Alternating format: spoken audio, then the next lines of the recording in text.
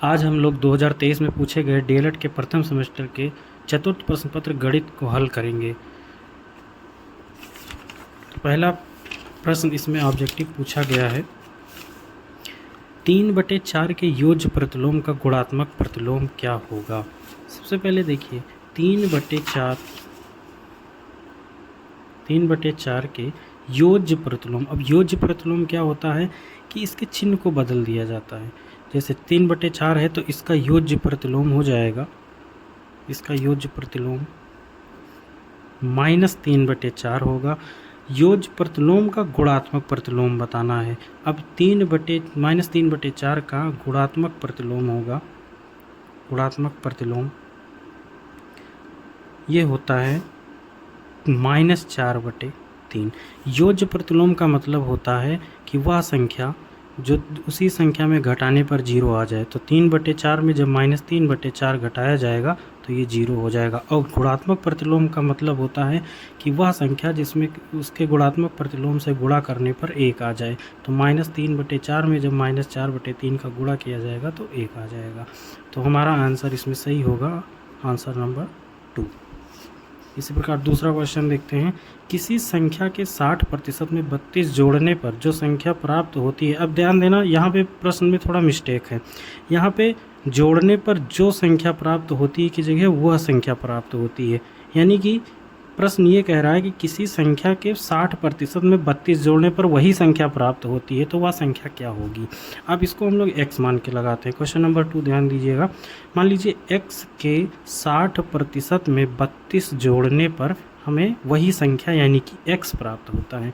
तो x का जब 60% हटता है तो बटे में 100 और यहाँ पे 32 आ जाएगा बराबर 100। इसको यहाँ से 0 कैंसिल हो जाएगा, 2 तिहाई 6, 2 पंचे 10 यानी 3x/5 + 32 बराबर x हो जाएगा। अब एक x को उधर भेज देते हैं तो इधर बचेगा 32 बराबर x - 3x/5। इसको सॉल्व करेंगे तो 32 बराबर यहाँ 5 का गुणा हो जाएगा तो 5x - 3x बटे में 5, तो 32 बराबर हो जाएगा 2x/5। इसका यहाँ फिर गुणा हो जाएगा तो 32 × 5 बराबर 2x, 5 दूनी 10, 5 से 15 और 1 16 यानी 2x बराबर 160। इसका गुणा इससे कटेगा तो 80 आ जाएगा, यानी x का मान कितना आ गया 80। यानी इसमें हमारा आंसर फर्स्ट सही होगा। इसी प्रकार तीसरा क्वेश्चन देखते हैं, 455 में पहले 5 तथा दूसरे 5 के स्थानीय मान के अंतर एवं योगफल का गुणनफल। यानी इसका स्थानीय मान निकाल के इसका अंतर तथा योगफल निकालना है, उनको आपस में गुणा कर देना है। देखते हैं तो 455 में सबसे पहले इसका स्थानीय मान इसका 5 हो जाएगा क्योंकि इकाई के स्थान पे है और ये दहाई के स्थान पे है तो इसका 50 हो जाएगा। इनका अंतर करने पे क्या आ जाएगा, यानी 50 - 5 तो आ जाएगा 45। और जब योग करेंगे तो 50 + 5 आ जाएगा 55। अब इनका गुणनफल बताना है तो गुणनफल 45 × 55 कर देंगे। जब इनका आपस में गुणा करेंगे तो आ जाएगा 2475, यानी इसमें हमारा आंसर ऑप्शन है फर्स्ट। इसी प्रकार चौथा देखते हैं, संख्या 0 का रोमन अंक होगा। अब क्या है, प्राकृतिक संख्याओं को रोमन अंक में व्यक्त करने के लिए तो बताया गया है, संख्याएं दी गई हैं, लेकिन 0 को रोमन अंक में व्यक्त अभी तक नहीं किया गया है। तो इसलिए हमारा ऑप्शन इसमें सही हो जाएगा, इनमें से कोई नहीं। इसी प्रकार पांचवा देखते हैं, इसको बस हल करना है। अब हल कैसे करेंगे, देखिए सिंपली इसमें क्या करेंगे, यहाँ से 0 हटा के यहाँ पॉइंट लगा देंगे क्योंकि हमारा आंसर पॉइंट में आ रहा है। अब ऐसा नहीं कि इसका एलसीएम लेंगे तब फिर इसको गुणा करेंगे, जोड़ेंगे, फिर भाग देंगे, ऐसे बहुत लंबी हो जाएगा, टाइम टेकिंग हो जाएगा। इसीलिए क्या करना है, यहाँ से जब 2 0 हटेगा तो 2 अंक के पहले यहाँ पे दशमलव लग जाएगा। जैसे देखते हैं पाँचवा, 25 3/100 + 4/1000, तो यहाँ पे हो जाएगा 25 प्लस 2 0 हटा तो 2 अंक के पहले यानी 3 और 1 0 लगा के दशमलव लगा दिया। अगर यहाँ पे 1 2 3 0 हटा तो 3 अंक के पहले 1 2 3 अंक के पहले दशमलव लगा दिया। अब इनको जोड़ देना है, इनको जोड़ दीजिए तो क्या आ जाएगा 25 दशमलव, इनको जोड़ेंगे तो 034, यानी कि ऑप्शन नंबर 3 हमारा राइट आंसर होगा। अब आ जाते हैं अति लघुत्तरीय प्रश्न पे। अति लघुत्तरीय प्रश्न में पहला प्रश्न है कि 20 सही 2/3 मीटर लंबी रस्सी में 5 सही 1/8 मीटर रस्सी को काट दिया जाता है तो शेष लंबाई, देखो पहले जो रस्सी की लंबाई थी वो 20 सही 2/3 थी, 3 मीटर थी। इसमें से कितना काटा जाता है, काटने का मतलब माइनस, तो 5 सही 1/8 मीटर लंबी रस्सी को काट दिया जाता है। अब इनको घटाना है, पहले इसको सही बटे में है, इसको अंश और हर में व्यक्त करिए। 20 × 60 और प्लस 2 यानी 62/3 माइनस 8 × 40 और 1 41/8। इनका एलसीएम ले लीजिए तो एलसीएम आ जाएगा 24, यहाँ पे 8 से गुणा हो जाएगा तो 62 × 8 माइनस 41 × 3। अब जब 62 × 8 का गुणा करेंगे तो आ जाएगा 496 माइनस 41 × 3 का गुणा करेंगे तो आ जाएगा 123/24। इनको आपस में घटा दीजिए तो ये हो जाएगा 373/24। इसको और भाग दीजिए तो 373 को भाग कर दीजिए 24 से, 24 से कम 24 हो जाएगा, यहाँ पे 3 बचेगा, 133। अब ये 5 बार जाएगा तो 24 पंचे 5 और 20, 5 दूनी 10 और 2 12 यानी 13। तो आ जाएगा हमारा आंसर 15 सही 13/24 मीटर लंबी रस्सी बचेगी। इस प्रकार क्वेश्चन नंबर 6 का ये हो गया आंसर। आगे चलते हैं क्वेश्चन नंबर 7 पे।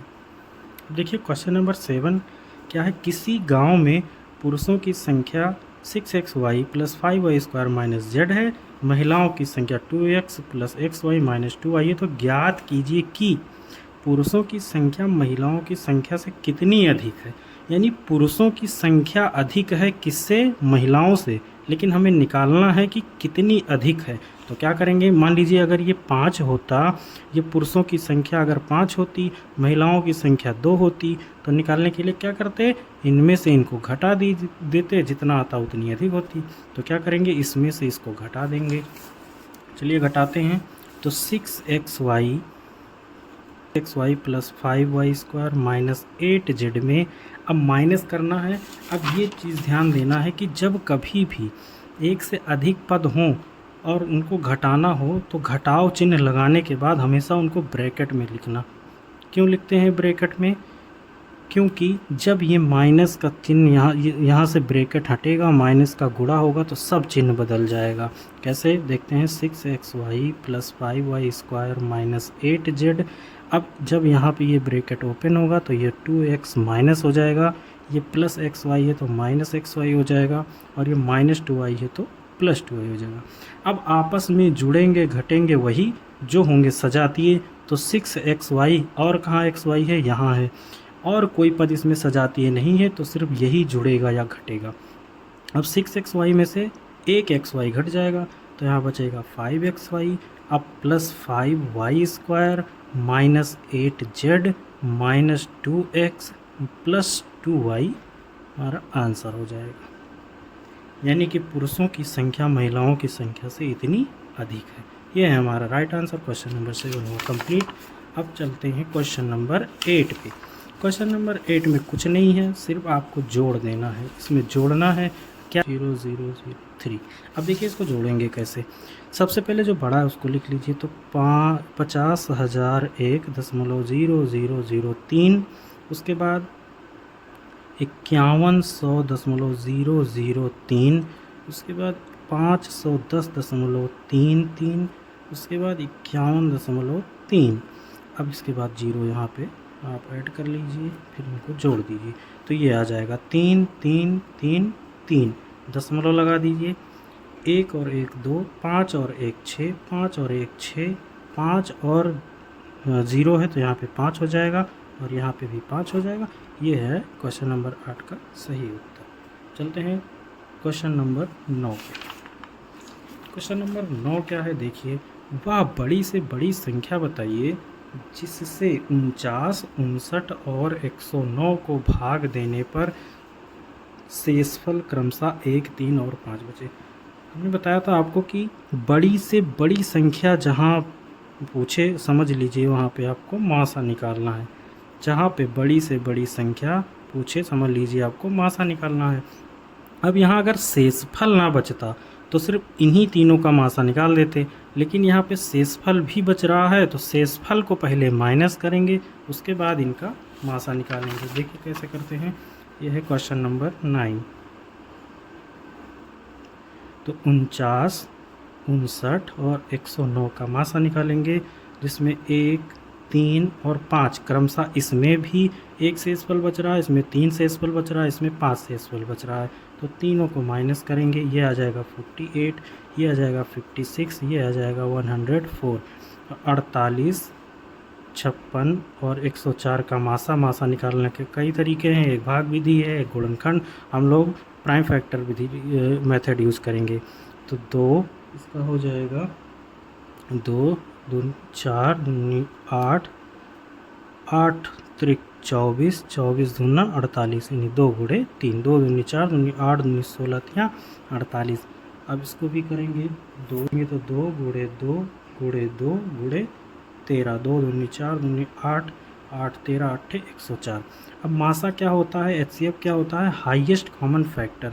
जो हाईएस्ट कॉमन फैक्टर है इसमें 2, उसके बाद 2 और 2, यानी 3 बार 2 कॉमन है, इसके अलावा इसमें और कुछ कॉमन नहीं है, तो हमारा HCF हो जाएगा 8। ये हो जाएगा सही आंसर।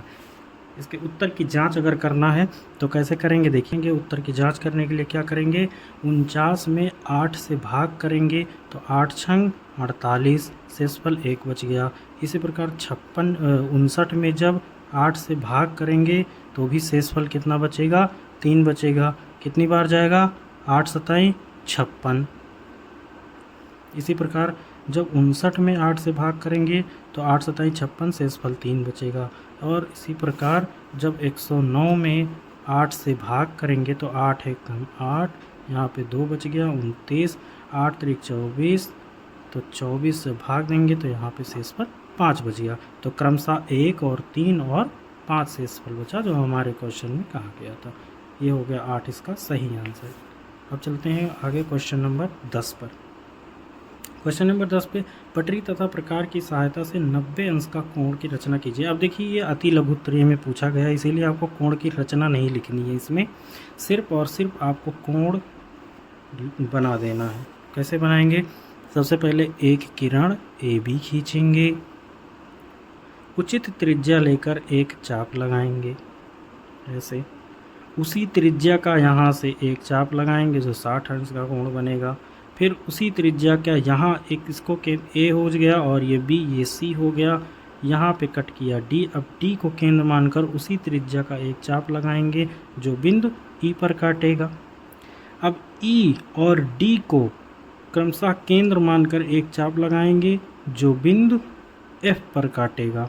अब A और F को मिला देंगे, इस प्रकार बना कोण A 90 अंश का होगा। इतना कर देना है, इसमें आपको पूरा नंबर मिलेगा। अब क्वेश्चन नंबर है 11। क्वेश्चन नंबर 11 है, एक समबाहु त्रिभुज जिसकी प्रत्येक भुजा। अब समबाहु त्रिभुज क्या होता है, समबाहु त्रिभुज मतलब जिसकी तीनों भुजाएं क्या हो, बराबर, जिसकी प्रत्येक भुजा 4 सेंटीमीटर है। तो समबाहु त्रिभुज का क्षेत्रफल क्या है, तो समबाहु त्रिभुज का क्षेत्रफल होता है √3/4 गुणे भुजा का स्क्वायर। अब 3/3/4, भुजा कितना है 4, जिस पे स्क्वायर लगा है यानी 4 गुणे 4 लिख सकते हैं। तो 4 से 4 कट गया, √4√3, ये आ जाएगा हमारा सेंटीमीटर स्क्वायर, 4√3 सेंटीमीटर स्क्वायर। ये हो गया क्वेश्चन नंबर 11 का राइट आंसर। यहाँ पे आपका अति लघु उत्तरीय खत्म हुआ, अब स्टार्ट होता है लघु उत्तरीय। क्वेश्चन नंबर 12 लघु उत्तरीय प्रश्न। एक आयताकार बगीचे की लंबाई और चौड़ाई में अनुपात क्रमशः 5:3 है। देखिए यहाँ पे आपको एक आयत है, ये मान लीजिए आयताकार बगीचा हो गया। इसकी लंबाई चौड़ाई नहीं दी गई है, बल्कि क्या दिया गया है, इसका अनुपात दिया गया है। तो लंबाई का जो अनुपात है वो 5 है, लंबाई और चौड़ाई का जो अनुपात है वो 5:3 है। यदि लंबाई 5 के अनुपात में है तो चौड़ाई 3 के अनुपात में है। तो मान लेंगे, माना आयत की लंबाई 5x और चौड़ाई 3x है। ये हो गया लंबाई और ये हो गई चौड़ाई, तथा आयत का क्षेत्रफल भी दिया गया है। कितना? 1500 फीट में दिया गया है, 1500 फीट स्क्वायर, इस प्रकार दिया गया है। तो पूछा क्या गया है, बाग के चारों ओर तार लगाने के लिए खर्च आएगा, कितना खर्च आएगा, जबकि तार का मूल्य 12 रुपये फीट है। अब बाग में अगर तार लगाना है तो उसके परिमाप पे ही तो तार लगाएंगे, उसके बाउंड्री पे ही तो लगाएंगे। तो यानी कि इस आयत का हमें क्या निकालना है, परिमाप। तो आयत का परिमाप निकालना होगा। अब आयत का परिमाप निकालने के लिए इसकी भुजा तो पता होनी चाहिए। भुजा तो अभी हमें x में पता है, तो सबसे पहले हम भुजा निकालेंगे।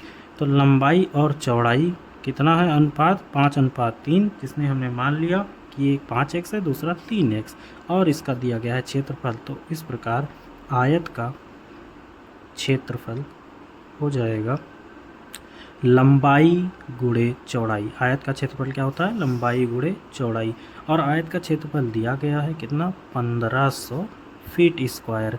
तो लंबाई क्या है, 5x, और चौड़ाई कितना है, 3x, यानी कि 1500 बराबर हो जाएगा 5 3 15, और ये x स्क्वायर, 15 से 15 कट जाएगा यानी 100। तो x स्क्वायर बराबर 100 आ गया। तो x बराबर कितना आ जाएगा, ये स्क्वायर उधर जाएगा, अंडर रूट हो जाएगा। तो x बराबर 10, यानी x बराबर 10 फीट। ये तो x आया है, हमने माना क्या है, लंबाई 5x, इसलिए लंबाई बराबर 5x। तो x का मान रख देंगे, तो 5 गुणे 10 यानी कि 50 फीट, ये हो गई लंबाई। और चौड़ाई 3x माना है, तो 3 गुणे 10 यानी कि 30 फीट हो जाएगी चौड़ाई। अब जब लंबाई और चौड़ाई पता चल गई है तो आयत का हम लोग परिमाप आसानी से निकाल सकते हैं। आयत का परिमाप, इसका फार्मूला क्या होता है, 2 इंटू लंबाई प्लस चौड़ाई। तो 2 गुणे लंबाई कितना है, 50, प्लस चौड़ाई 30, 2 गुणे 50 और 30 80, यानी कि 160 फीट, ये आयत का परिमाप। अब 1 फीट तार लगाने का खर्च है 12 रुपये। 1 फीट तार लगाने का खर्च 12 रुपये, चूँकि 1 फीट तार लगाने का खर्च 12 रुपये है, तो 160 फीट तार लगाने का खर्च कितना हो जाएगा, 12 गुणे 160 रुपये। इस प्रकार जो 160 में 12 का गुणा करेंगे तो ये 1920 रुपये आ जाएगा। ये है हमारा राइट आंसर। तो इस प्रकार क्वेश्चन नंबर 12 कंप्लीट हुआ। अब क्वेश्चन नंबर 13 देखते हैं। क्वेश्चन नंबर 13 है, त्रिभुज किसे कहते हैं? भुजाओं एवं कोणों के आधार पर त्रिभुजों के नामों का सचित्र वर्णन। अब देखिए, इसमें भुजाओं और कोणों के आधार पर त्रिभुजों के नाम और उनका फिगर पूछा गया है, सचित्र वर्णन पूछा गया है। तो भुजाओं के आधार पर 3 प्रकार के होते हैं, समबाहु त्रिभुज, समद्विबाहु त्रिभुज। समबाहु त्रिभुज मतलब जिसकी सभी भुजाएं आपस में बराबर हों। समद्विबाहु त्रिभुज मतलब जिसकी 2 भुजाएं आपस में बराबर हों। विषम बाहु त्रिभुज जिनकी कोई भी भुजा आपस में बराबर ना हो। और कोणों के आधार पर न्यून कोण, समकोण त्रिभुज, अधिक। अब देखिए, रचित अपनी मासिक आय का 80% खर्च कर देता है, तो रचित की मासिक खर्च कितना है 80%।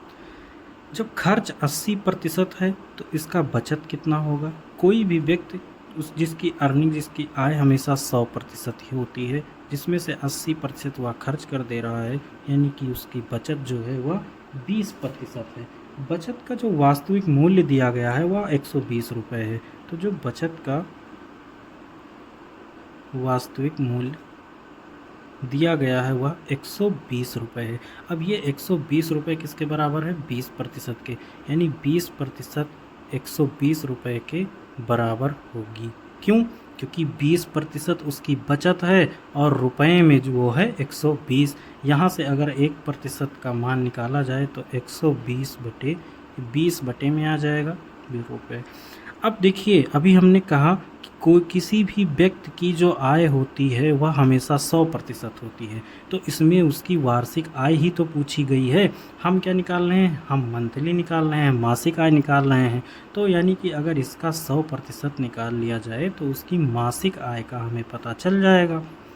तो यहाँ 100 से गुणा किए तो इधर भी 100 से गुणा हो जाएगा। 20 पंचे 100 यानी 120 गुणे 5 जो कि आ जाएगा 600 रुपये। अब यह 600 रुपये उसकी मासिक आय होगी, ये 600 रुपये उसकी मासिक आय होगी। लेकिन हमसे पूछा क्या गया है उसकी वार्षिक आय, तो इसलिए रजत की वार्षिक आय हो जाएगी 12 गुणे 600 यानी 7200 रुपये। ये हो गई उसकी वार्षिक आय एवं खर्च ज्ञात करना है। अब खर्च हमें पता है कि वो जितनी उसकी आय है उसका 80% वह खर्च कर देता है। तो 7200 का 80% ये हो जाएगा वार्षिक खर्च। तो 7200 गुणे 80% हटता है, बटे में तो 100 आ जाता है। यहाँ से आ जाएगा 0, 8 दूनी 16, 8 सताई 56 और 1 57, यानी 5760 रुपये वह पर साल खर्च कर देता है, हर वर्ष खर्च कर देता है और उसकी वार्षिक आय है 7200 रुपये।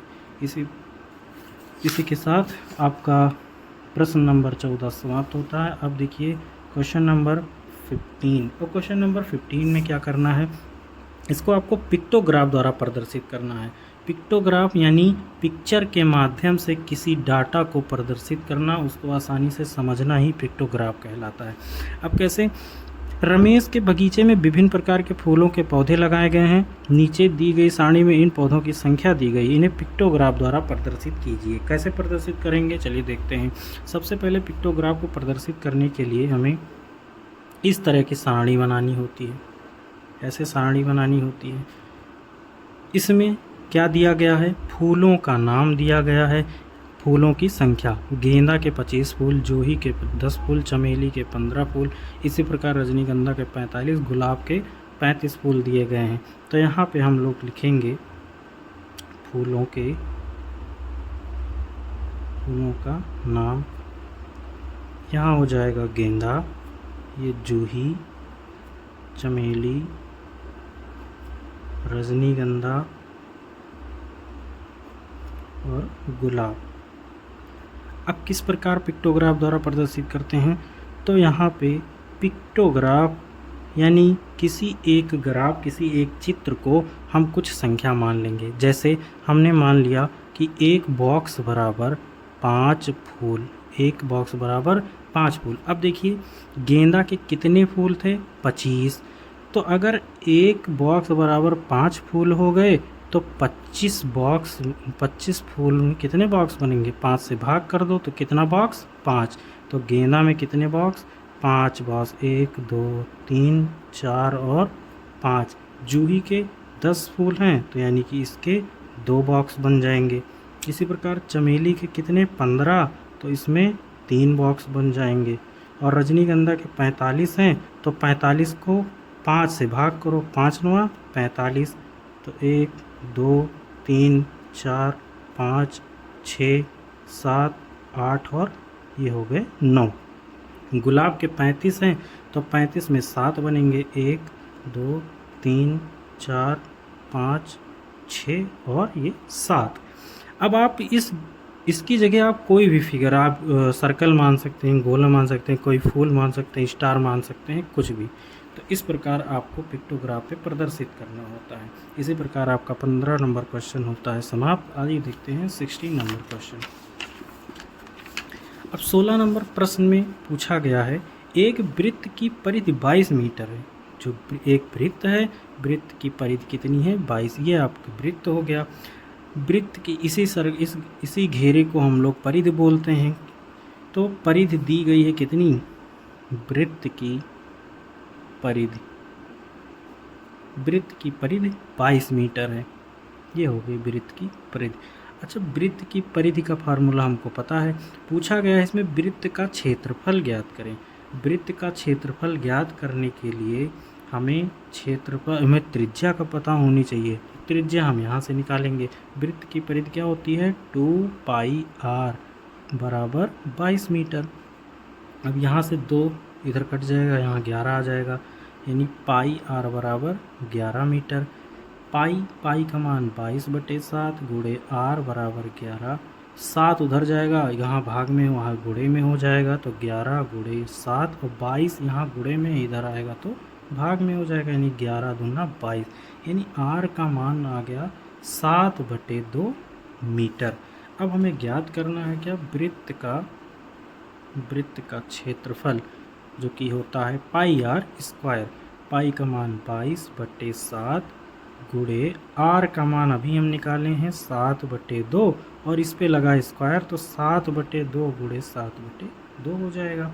7 से 7 कट गया, 2 11 दूना 22, यानी अंश में बचा 7 गुणे 11 और हर में बचा 2, तो 11 से 77/2।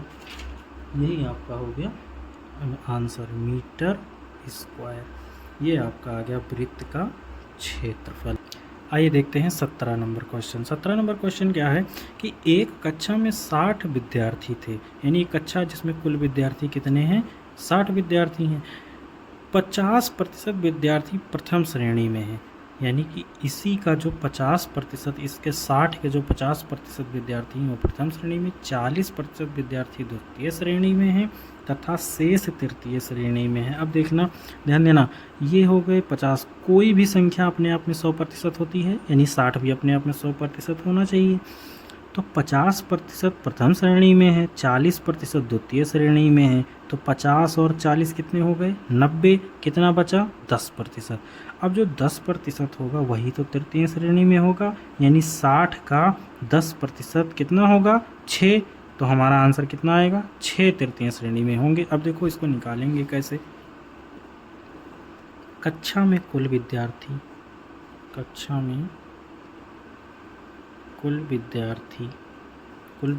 की संख्या कितनी है? 60। अब प्रथम श्रेणी में जो विद्यार्थी हैं वो कितने हैं? 50%। किसका 50%? कुल विद्यार्थियों का, यानी 60 का 50%। तो 60 का हटेगा तो गुणा, और प्रतिशत हटेगा तो बटे में 100। 1 2 2 0 कैंसिल, 6 पंचे 30, यानी 30 विद्यार्थी किसमें हैं? प्रथम श्रेणी में है। इसी प्रकार द्वितीय श्रेणी में देखते हैं। द्वितीय श्रेणी में कहा गया है कि 40% विद्यार्थी हैं। तो 40% विद्यार्थी किसके? कुल विद्यार्थी, यानी 60 का 40%। अब जब यहाँ से 40 यहाँ प्रतिशत हटेगा तो यहाँ बटे में 100। 1 2 2 0 कैंसिल, यानी 6 चौके 24। ये आ गए द्वितीय श्रेणी में। अब एक तो आप ये पता करके कि 50 और 40 90%, तो 10% बचा, तो 60 का 10% निकाल सकते हैं। और दूसरा देखो, प्रथम श्रेणी में 30 हैं, द्वितीय श्रेणी में 24, तो इन दोनों को जोड़ो, जितने बचे उतने ही तो तृतीय श्रेणी में रहेंगे। तो जैसे इस प्रकार तृतीय श्रेणी में कुल विद्यार्थी कितने थे? 60। इनमें से माइनस कर दो प्रथम श्रेणी और द्वितीय श्रेणी को। देखो कुल विद्यार्थी 60 थे, 30 चले गए प्रथम श्रेणी में, 24 आ गए द्वितीय श्रेणी में, तो जो बचे वही तो तृतीय श्रेणी में होंगे। तो 60 में से माइनस कर देना है प्रथम श्रेणी प्लस द्वितीय श्रेणी। तो 60 माइनस प्रथम श्रेणी में कितने 30 प्लस द्वितीय श्रेणी में कितने 24, यानी 60 माइनस कितना आ जाएगा 54। तो कितने बचेंगे 6 विद्यार्थी, यानी तृतीय श्रेणी में कितने 6 विद्यार्थी होंगे। हमने पहले ही बताया था कि 50 और 40 90, यानी 10% बचा, तो 60 है टोटल। तो 60 का जब 10% निकालते तो यहाँ से प्रतिशत हटता, बटे में 100, 1 2 1 2, यानी कितना बचता 6 बचता। तो इसी के साथ आपका 17 नंबर क्वेश्चन समाप्त होता है। अब आइए 18 नंबर प्रश्न पे, और ये आपका लास्ट क्वेश्चन है। 18 नंबर प्रश्न क्या है देखते हैं। 18 नंबर प्रश्न में पूछा गया है कि a का मान दिया गया है, a बराबर -2। a बराबर कितना -2। तो क्या पूछा गया है इसमें, पहला पूछा गया है 5a² + 4a - 2। जहाँ जहाँ a दिख रहा है वहाँ वहाँ हमको रखना है -2। तो 5, इन दोनों के बीच में कौन सा चिन्ह गुणे का, a की जगह -2। जब दो चिन्ह एक साथ आ जाएं तो एक को ब्रैकेट के अंदर रख दीजिए, स्क्वायर लगा है तो स्क्वायर लगा देंगे 4, और यहाँ पे 4 गुणे a की जगह पे कि -2, यहाँ पे -2। 5 गुणे -2 का स्क्वायर। -2 का स्क्वायर का मतलब क्या हुआ, किसी भी संख्या के ऊपर अगर स्क्वायर लगा है तो यानी उसका 2 बार आपस में गुणा। तो -2 का गुणा जब -2 में होगा तो ये हो जाएगा 4, और प्लस का 4, क्योंकि माइनस और माइनस का गुणा होके प्लस हो जाएगा। यहाँ पे आ जाएगा 4 प्लस, इनका गुणा करेंगे 4 दूनी 8, इसको भी ब्रैकेट में रखो -2। इनका गुणा करेंगे तो 5 और 20। अब देखिए यहाँ माइनस यहाँ प्लस, माइनस और प्लस का गुणा होगा तो यहाँ पे 8 और यहाँ पे -2।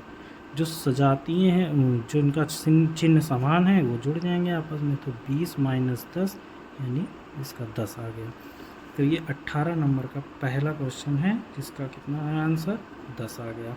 अब देखिए इसका दूसरा क्वेश्चन देखिए, यहाँ पे भी a बराबर -2 ही रखना है। तो इसमें दूसरे में देखिए क्या है, a³ + 4a² + 3a। तो a की जगह पे -2, तो -2 का क्यूब प्लस यहाँ पे 4 है, इनके बीच में गुणे का चिन्ह, a की जगह -2 का स्क्वायर प्लस 3 गुणे a की जगह -2।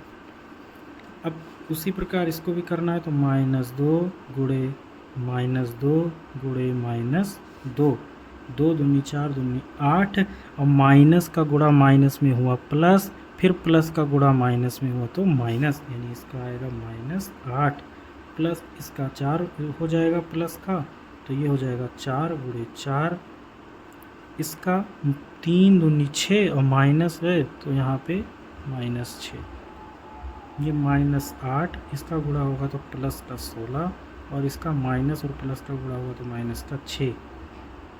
तो 16 प्लस और ये -8 और -6 जुड़ जाएगा तो -14 हो जाएगा, यानी 16 - 14, तो आंसर आ गया। तो इसी प्रकार आपका ये पेपर सॉल्व हो गया। 18 क्वेश्चन थे, आपने बड़े आसानी से कर लिया। इसी के साथ ये प्रथम सेमेस्टर 2023 में पूछे गए सभी प्रश्नों को हमने बड़े आसानी के साथ हल कर लिया है। प्रीवियस ईयर में पूछे गए और प्रश्नों को हम सॉल्व कराएंगे, और साथ ही साथ सीरीज़ के सभी प्रश्नों को हल कराने वाले हैं। तो आप लोग बने रहिए, चैनल को सब्सक्राइब कर लीजिए, लाइक करिए, कमेंट करिए। Thank you, bye bye.